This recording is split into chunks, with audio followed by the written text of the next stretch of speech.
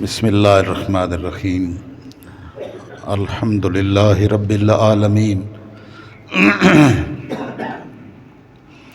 والصلاة والسلام علی سید الانبیاء والمرسلین اما بعد فاعوذ باللہ من الشیطان الرجیم بسم اللہ الرحمن الرحیم حامیم والکتاب المبین انا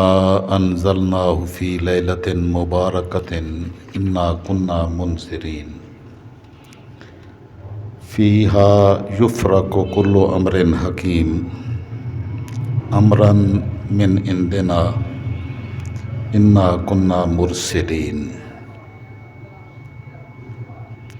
صدق اللہ مولانا العظیم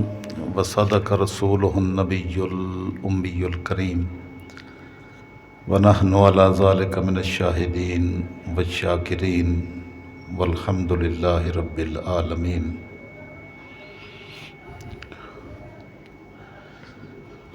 معزز حاضرین و ناظرین و سامعین، اللہ رب العزت کا بے حد و بے حساب لطف و کرم اور فضل و احسان ہے کہ اس نے ہمیں سید الانبیاء والمرسلین صلی اللہ تعالیٰ علیہ وسلم کی امت سے پیدا فرمایا، آپ کی غلامی کا طوق ہمارے گلے کی زینت بنایا اور بے شمار ایسے مواقع عطا فرمائے کہ اگر کوئی ازلی بد نصیب نہ ہو تو وہ زندگی کی بازی جیت کے جا سکتا ہے۔ یہ ماہ شعبان المعظم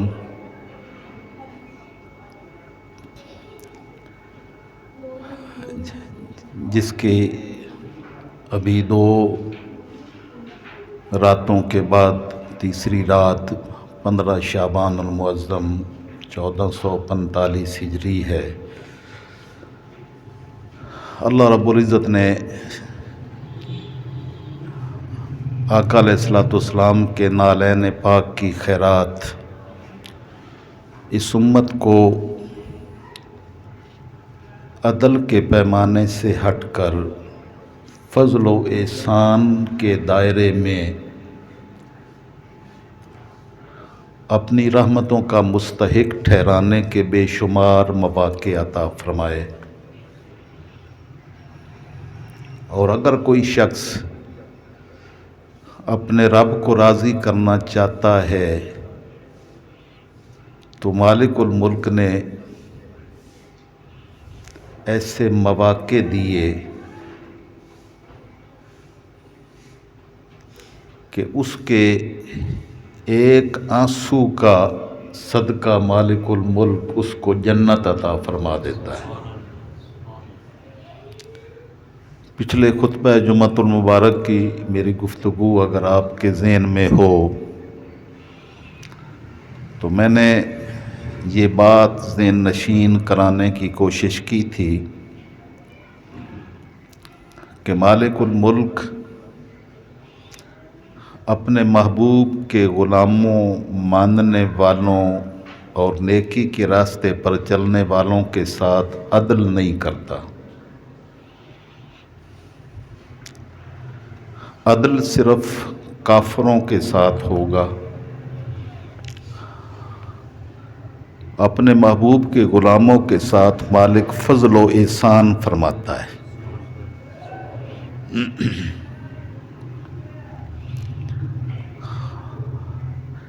یہ سورہ دخان کی ابتدائی 2-3 آیات مبارکہ میں نے تلاوت کی۔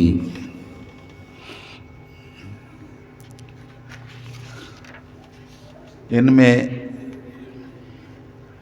مالک الملک نے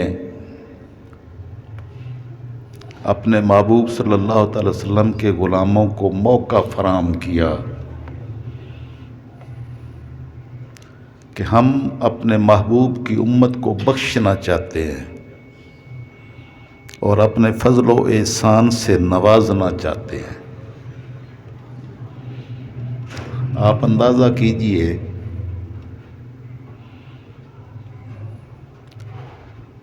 کہ محض اخلاص نیت سے انسان من میں خلوص نیت کے ساتھ کسی نیکی کا محض ارادہ کرے تو مالک الملک اس کے نامہ اعمال میں وہ نیکی لکھ دیتا ہے، اگرچہ اس نے عمل نہ بھی کیا ہو۔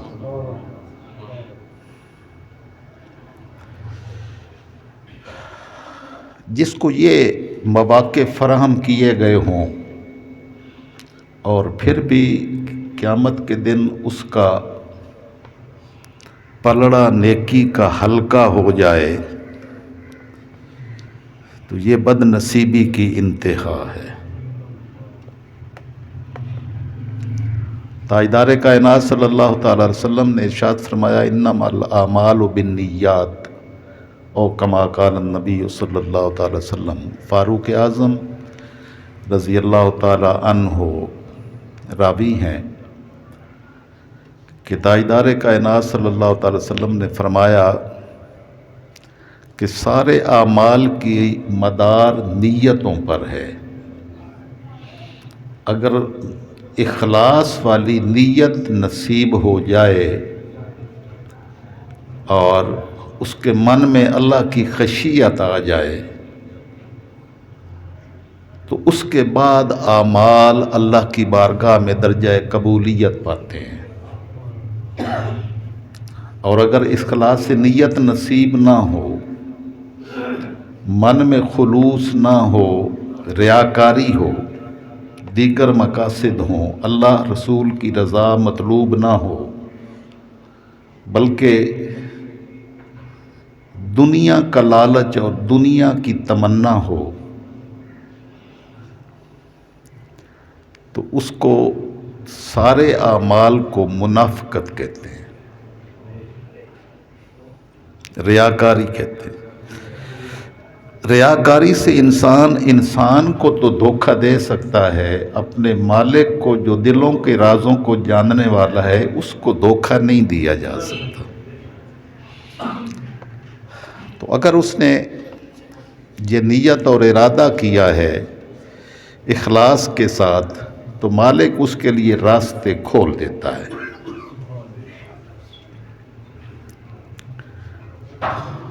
کیونکہ وہ دلوں کے رازوں کو جاننے والا ہے، اور جو اس کی بارگاہ میں جھک جاتا ہے اس کو مالک اتنے مواقع دیتا ہے کہ یہ بس ہماری ہی بد نصیبی ہے، وگرنہ تاجدار کائنات صلی اللہ تعالی وسلم نے اپنی امت کو بخشوانے کے تو اتنے مواقع عطا فرمائے کہ جو حد و حساب سے باہر ہیں۔ تاجدار کائنات صلی اللہ تعالی علیہ وسلم نے ارشاد فرمایا کلمتان خفیفتان علی اللسان، دو کلمے ہیں جو زبان سے بڑی نرمی کے ساتھ ادا ہو جاتے ہیں، زبان پر کوئی مشکل نہیں ہے، بڑے ہلکے پھلکے خفیف ہیں، لیکن ثقیلتان فی المیزان،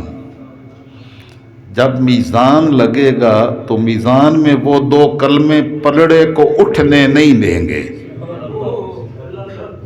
جس پلڑے میں وہ دو کلمات آ گئے وہ پلڑا اٹھے گا نہیں۔ ثقیلتان فی المیزان حبیبتان عند الرحمن، اور اللہ رحمان کی بارگاہ میں وہ بڑے پسندیدہ اور محبوب ہیں۔ اور ارشاد فرمایا اور وہ کیا ہیں کلمات، سبحان اللہ و بحمدہ سبحان اللہ العظیم۔ کہ مالک الملک ہر قسم کی حمد کے لائق ہے اور ہر قسم کے نقص سے عیب سے پاک ہے، اور وہ پاک ذات بڑی عظمتوں والی ہے۔ تو مالک کی بارگاہ میں جو زبان یہ کلمہ کہنا جس کو نصیب ہو جائے تو، لیکن اس کے پیچھے وہی اخلاص کی کیفیت، لوگوں کو دکھانے کے لیے نہیں، مالک کو راضی کرنے کے لیے من سے پڑے ہوئے کلمات اس کی بارگاہ میں وہ درجہ قبولیت رکھتے ہیں۔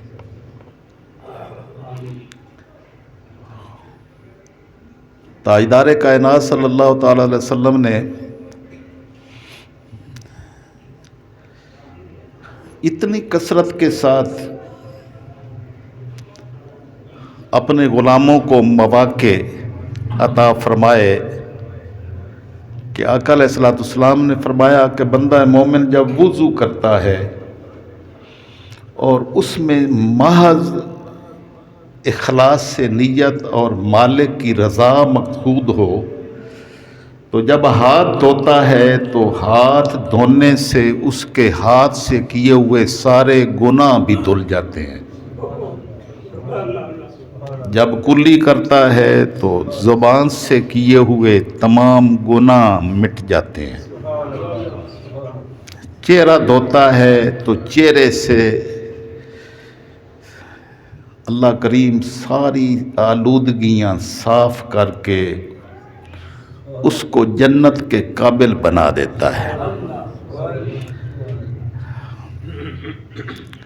یہ صرف طہارت کی بات ہے، اور آقا علیہ السلام نے فرمایا کہ تمہارا کیا خیال ہے جس شخص کے گھر کے سامنے سے نہر بہہ رہی ہو اور وہ 5 مرتبہ اس میں روزانہ غسل کرے تو حل یبقی علی بدنہ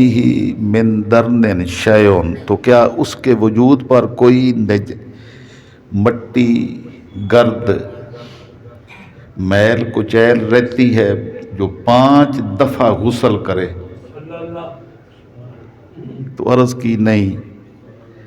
فرمایا کذالک الصلوات الخمس، میرے رب نے میری امت کے لیے 5 نمازیں اسی حیثیت سے عطا فرمائی ہیں۔ ہماری نمازیں تو ایک رسم ہے، ٹھوکرے ہیں، دل ہمارا کہاں ہوتا ہے، وجود کہاں نماز پڑھ رہا ہوتا ہے۔ کاش وجود اور دل دونوں مل کے نماز میں کھڑے ہوتے تو چہرہ بیت اللہ کی طرف ہوتا، دل رب ذوالجلال کی بارگاہ کی طرف ہوتا۔ تو مواقع اتنے مالک نے عطا کیے کہ مالک نے بخشش کے کروڑہا سامان کر دیے۔ سید الانبیاء صلی اللہ تعالی علیہ وسلم نے ارشاد فرمایا، مسلم اور بخاری شریف کی حدیث ہے کہ حضرت سیدنا ابو ہریرہ رضی اللہ تعالیٰ عنہ ارشاد فرماتے ہیں، ان رسول اللہ صلی اللہ علیہ وسلم قال، کہ آقا علیہ السلام نے فرمایا، یقول اللہ، اللہ فرماتا ہے، اذا اراد عبدی ان یعمل سیئۃ فلا تکتبوها، ملائکہ کو حکم دیتا ہے کہ اگر میرا بندہ کسی برائی کا ارادہ کرے تو اس کو لکھنا نہیں ہے۔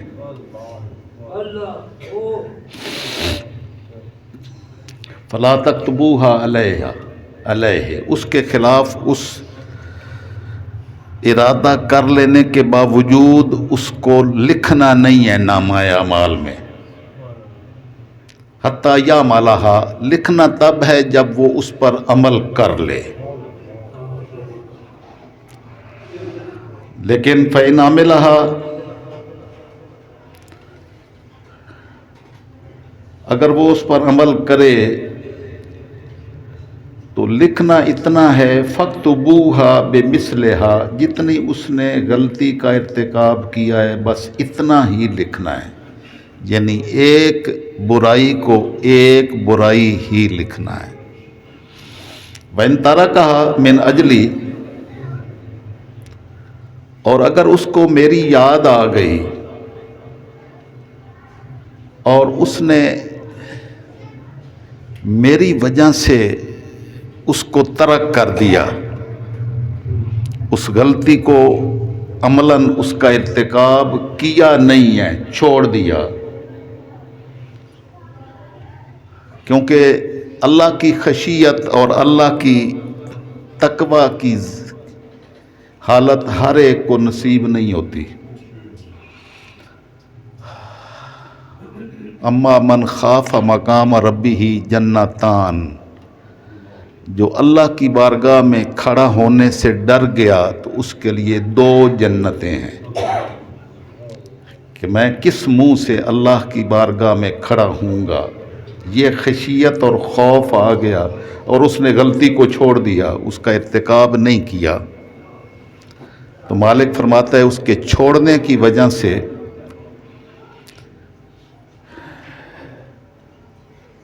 اس کے لیے نیکی لکھ دو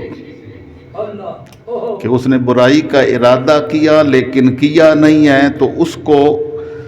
صرف یہ نہیں ہے کہ برائی نہیں لکھنی ہے، اس کی جگہ پر نیکی لکھ دو کہ اس نے یہ چھوڑ کر بھی جو میری خشیت اسے نصیب ہوئی ہے اس کا صلہ دے دو۔ وَإِذَا أَرَادَ أَن يَعْمَلَ حَسَنَةً، لیکن جب وہ کسی نیکی کا ارادہ کرے، فَلَمْ يَعْمَلْهَا فَاكْتُبُوهَا لَهُ حَسَنَةً، لیکن وہ نیکی کا ارادہ کر کے اس پر عمل نہیں کر سکا تو پھر بھی اس کو ایک نیکی عطا کر دو محض نیت اور ارادے سے۔ فَإِنْ عَمِلَهَا، لیکن اگر اس کو عمل بھی نصیب ہو گیا، عمل اس نے کر لیا، فَاكْتُبُوهَا لَهُ بِعَشْرَةِ أَمْثَالِهَا إِلَىٰ 700 ضِعْفٍ،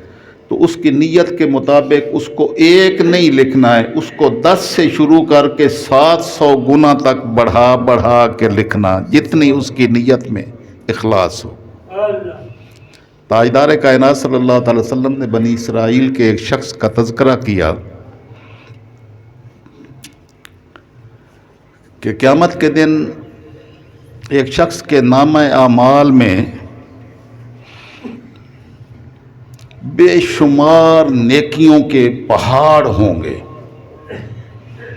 تو وہ اللہ کی بارگاہ میں التجا کرے گا کہ باری تعالیٰ میں نے زندگی میں اتنی نیکیاں تو کوئی نہیں کی تھی، یہ اتنی نیکیاں کہاں سے آ گئیں؟ تو مالک الملک فرمائے گا، یہ میرے آقا صلی اللہ علیہ وسلم نے بنی اسرائیل قوم کے ایک شخص کا تذکرہ فرمایا جو پہلے قوم میں گزر گئیں، موسیٰ علیہ السلام کی قوم کا تذکرہ۔ تو مالک الملک فرمائے گا کہ تو ایک دفعہ ایک صحرا میں جا رہا تھا، ریگستان، تو اس میں ہر طرف ریت ہی ریت تھی، ریت کے ٹیلے تھے اور قحط کا زمانہ تھا، تو تم نے قحط کے اس زمانے میں ان ٹیلوں کو دیکھ کر میری بارگاہ میں التجا کی کہ باری تعالیٰ اگر ان ٹیلوں جتنا میرے پاس آٹا ہوتا تو تیری مخلوق میں بانٹ دیتا۔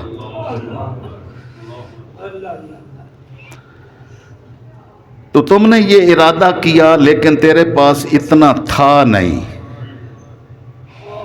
لیکن تو نے ارادہ کیا ہمارے پاس، تیرے پاس نہیں تھا ہمارے پاس تھا، ہم نے لکھ دیا کہ تو نے وہ ڈھیر ہماری رضا کی خاطر میری مخلوق میں اس قحط سالی کے زمانے میں دینے کا ارادہ کیا تھا، ہم نے وہ تیرے نامہ اعمال میں لکھ دیے۔ یہ اسی حدیث کے، اس حدیث کا یہ توضیح اور ترجمہ تھا کہ اگر وہ نیکی کا ارادہ کرے اور کر نہ سکے تو پھر بھی اس کی نیکی ایک لکھ دو، یہ کرم ہے میرے مالک کے فضل و احسان ہیں۔ تو اللہ رب العزت نے ان کرموں میں سے، ان احسانات میں سے ایک یہ شب برات کی صورت میں بھی عطا فرمائی ہے۔ یہ کرم کی مالک الملک کے احسان کی ایک شکل ہے۔ فرمایا حامیم والکتاب المبین، حامیم اور واضح کر دینے والی اس کتاب کی قسم، انا انزلناہ فی لیلۃ مبارکۃ، ہم نے اس کو ایک بڑی بابرکت رات میں اتارا ہے۔ انا کنا منذرین، ہم بر وقت ڈرانے والے ہیں، یعنی ہم نے راستہ صرف دکھایا نہیں ہے بلکہ قدم قدم پہ اس کو سمجھانے والے ہیں، اور اسی کے لیے اپنے رسولوں کو مبعوث فرمایا تاکہ ہمارے رسول انسانوں کو سمجھاتے رہیں۔ اور اس مالک کا احسان ہے کہ اس نے انہی کے نالین پاک کی خیرات، اس دین کی چند باتیں آپ تک پہنچانے کا شرف ہمیں بھی عطا فرمایا، اور یہ اس کا فضل و احسان اور اس کا کرم ہے کہ وہ بر وقت اطلاع کرنے والا ہے، ڈرانے والا ہے، نبیوں کے ذریعے سے، اپنے انسانوں کے ذریعے سے، اور آہستہ آہستہ کبھی تو دل میں بات اتر بھی جاتی ہے، اگر اکثر نہ بھی اترے تو کبھی کوئی ایک لفظ ہٹ کرتا ہے بندے کے دل کو، اور اس کو من میں تبدیلی پیدا کرنے کا موقع عطا کر دیا جاتا ہے۔